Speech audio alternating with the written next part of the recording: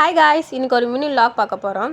டேடோட student வந்து கல்யாணத்தை நடத்தி வைக்கிறதுக்காக வந்து பத்திரிக்கை வச்சுருந்தாங்க. பத்திரிக்கை வைக்கும் போதே அவங்க வந்து வெள்ளை சட்டையும் வெள்ளை வேஷ்டியும் எடுத்து கொடுத்துருந்தாங்க. ஸோ கல்யாணத்துக்கு அதான் டேடி கட்டிட்டு போனாங்க.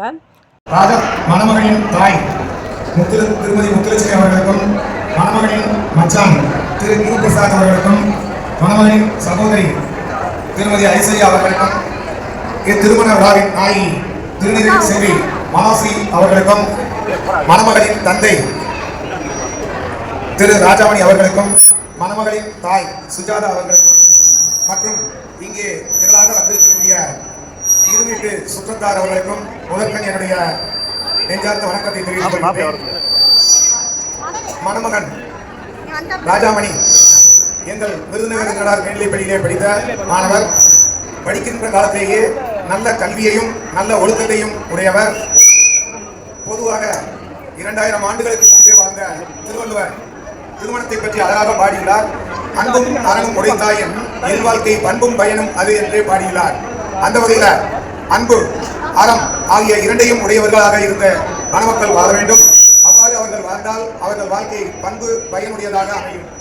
இதைத்தான் 2000 ஆண்டுகளுக்கு முன்பே வாழ்ந்த ஒரு மிகச்சிறந்த புலவர் யாயும் யாயும் யாராகியரோ எந்தையும் சொந்தையும் எம்முறை கேளீர் யானும் நீயும் எவ்வளி அறிந்தும் செம்புலம் பயிற்சி போல அன்புடை நெஞ்சம் தாம் கலந்தனவே என்று பாடினார்.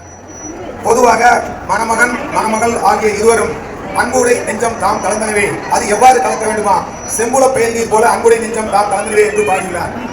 எவ்வாறு மழை நீரானது செம்மண் நிலத்திலே அது விழுந்தது என்றால் அதன் பிறகு அந்த மழை நீரையும் செம்மண்ணையும் பிரிக்க முடியாதோ, அதே போல இந்த மணமக்கள் நீடூழி வாழ வேண்டும்.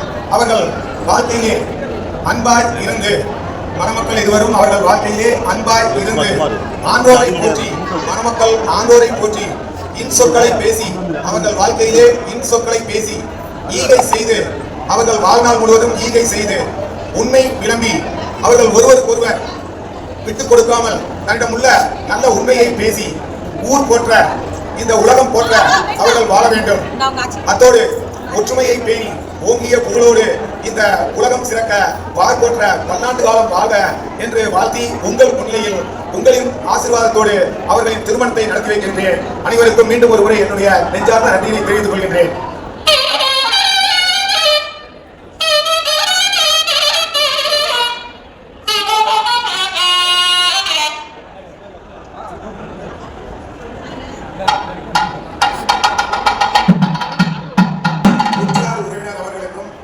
மற்றவர்களுக்கும் இன்னும் சில செய்திகளை சொன்னேன். அதாவது பொதுவாக மாப்பிள்ளையுடைய பெயரே மாமனார் பெயராக இருப்பது இந்த திருமணத்தில் ஒரு சிறப்பு. மாப்பிள்ளையின் பேரு ராஜாமணி, மாமனார் பேரு ராஜாமணியாக இருப்பது மிக சிறந்த ஒன்றாக பார்க்கிறேன். அதே போல பாருங்க, பொதுவாக மணமகனுக்கு தேவை நல்ல ஒழுக்கம். அந்த ஒழுக்கத்தை விருதுநகர் மேல்நிலைப்பள்ளியை படித்ததனால் மணமகன் என்றும்